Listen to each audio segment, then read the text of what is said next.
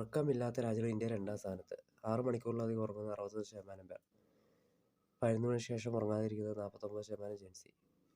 41% teenagers ഭാവിയെക്കുറിച്ച് ഓർത്ത് ഉറക്കമില്ല. പഠനം.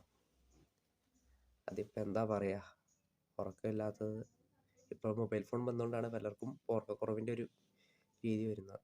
ഓരോരുത്തരുടെ രീതിയാണ്. പിന്നെ പണ്ടത്തേക്കാൾ കൂടുതൽ പണ്ടൊക്കെയാണ് നമുക്ക് പെട്ടെന്നൊക്കെ ഉറക്കം വരും.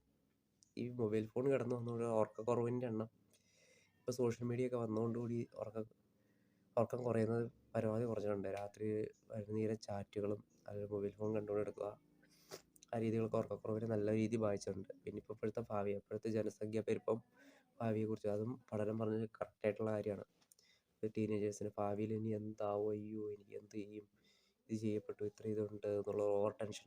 ഇപ്പോഴത്തെ പിള്ളേർക്കാണ് ഭയങ്കര ടെൻഷൻ, ആത്മഹത്യാ പ്രവണത, അങ്ങനെ ഒരുപാട് ഡിപ്രഷനൊക്കെ ഏറ്റവും കൂടുതൽ ഇപ്പോഴത്തെ പിള്ളേർക്കാണ്. എന്തെങ്കിലും പറഞ്ഞു കഴിഞ്ഞാൽ ഇപ്പോൾ തൊട്ടേനും പിടിച്ചതിനും ആത്മഹത്യ നടക്കുക. ഓരോ ടീനേജേഴ്സിനും ഉണ്ട് ഉറങ്ങാതിരിക്കുന്നത്. അപ്പോൾ ഈ കഴിവത് ഇപ്പം നമുക്ക് മൊബൈൽ ഫോണൊക്കെ പൂർണ്ണമായിട്ട് നിയന്ത്രിക്കാൻ പറ്റില്ല, നിരോധിക്കാനൊന്നും പറ്റില്ല. പക്ഷേ നമുക്കൊരു മൊബൈൽ ഫോൺ ഉപയോഗം നിയന്ത്രണം കുറച്ചാൽ നമുക്ക് ഉറക്കം അധ്വാനത്തോളം ഏറ്റവും നല്ലതാണ് ഉറക്കവും ഭക്ഷണവും ഉറക്കവും. അതുപോലെ തന്നെയാണ് എത്ര പ്രവർത്തനം അത്രയും നല്ല വിശ്രമം ശരീരത്തിന് ആവശ്യമാണ്. അപ്പോൾ തീർച്ചയായിട്ടും മൊബൈൽ ഫോണിൻ്റെ ഉപയോഗം ഒരു പരിധി നിയന്ത്രിച്ചാൽ നമുക്ക് നല്ല രീതിയിൽ ഉറക്കം കിട്ടും, ആരോഗ്യം മെച്ചപ്പെടാനും സാധ്യതയുണ്ട്.